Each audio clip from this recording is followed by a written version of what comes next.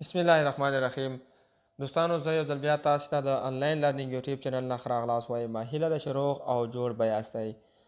دوستانو نننی درس چې زمونږ د اردو ژبې زده کړې باره کې دی او په دغه ویډیو کې به زه تاسو ته هغه جملې ښیمه کومې چې د ډاکټر او مریض ترمنځ ډېر استعمالیږي. نو راځئ چې خپل درس شروع کړو. په دغه کې مونږ یو مریض دی او بل ډاکټر دی. نو هم ما درته په پښتو او هم په اردو لیکلي. نو انشاءالله تاسې به یو څه تر زده کړئ. لومړی مریض: صبح بخیر ډاکټر صاحب. صبح بخیر ډاکټر صاحب. مریض ډاکټر ته وایي سحر مو په خیر ډاکټر صاحب. ډاکټر: क्या हुआ है आपको? क्या हुआ है आपको? په تاسو څه شوي دي؟ ډاکټر مریض ته وایي په تاسو څه شوي دي؟ مریض: मुझे कल रात से सख्त बुखार है. मुझे कल रात से सख्त बुखार है. मरीज ورته وایي زما پرون راهیسې سخته تبه ده. मुझे زما कल रात से پرون راهیسې سخت बुखार है سخته تبه ده. डॉक्टर: मैं आपका टेम्परेचर चेक करता हूँ. डॉक्टर: मैं आपका टेम्परेचर चेक करता हूँ. डॉक्टर ورته وایي زه ستا تبه چک کوم. मैं आपका टेम्परेचर زه ستا تبه یا टेम्परेचर चेक करता हूँ चेक کوم. डॉक्टर: इस वक्त आपका टेम्परेचर 102 दर्जा है. परेशानी की बात नहीं. ये कुछ दवाई लिख रहा हूँ. इसके इस्तेमाल से बहुत जल्द ठीक हो जाओगे.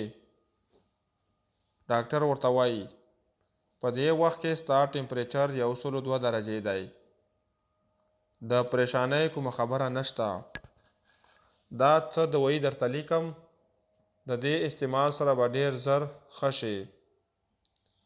اس وقت आपका टेम्परेचर 102 درجه है. په دې وخت کې ستا ټمپریچر 102 درجې دی.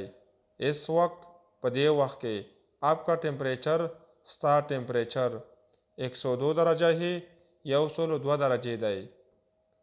پریشانی کی بات نہیں. د پریشانۍ کومه خبره نشته. بات خبره. ये कुछ दवाई लिख रहा हो. دا څه دوايي لیکم یا دا څه دوايي درته لیکم. इसके इस्तेमाल से बहुत जल्द ठीक हो जाओगे. د دې استعمال سره به ډېر زر ښه شي. इसके इस्तेमाल से د دې استعمال سره बहुत जल्द ठीक हो जाओगे ډېر زر ښه شي یا ډېر زر به ښه شي.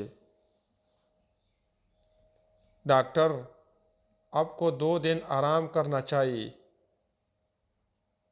आपको 2 दिन आराम करना चाहिए.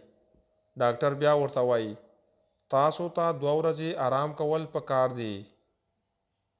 تاسو ته 2 ورځې آرام کول پکار دي. आपको تاسو ته 2 दिन 2 ورځې آرام करना चाहिए. آرام کول پکار دي. मरीज: आपका बहुत बहुत शुक्रिया. आपका बहुत बहुत शुक्रिया. मरीज ورته وایي ستا ډیره ډیره مننه. आपका ستا बहुत बहुत शुक्रिया ډیره ډیره مننه. बहुत ډیر. دوستانو نننۍ ویډیو زموږ په همدې ځای پای ته رسیږي. نو که تاسې زموږ یوټیوب چینل نوي سبسکرایب کړی نو هیله درنه کوم چې زموږ یوټیوب چینل د سره سبسکرایب کړئ او زموږ ویډیو سره ضرور لایک او شیر کړئ تر څو نور دوستان ته هم ورسیږي. تر بلې ویډیو د الله په امان.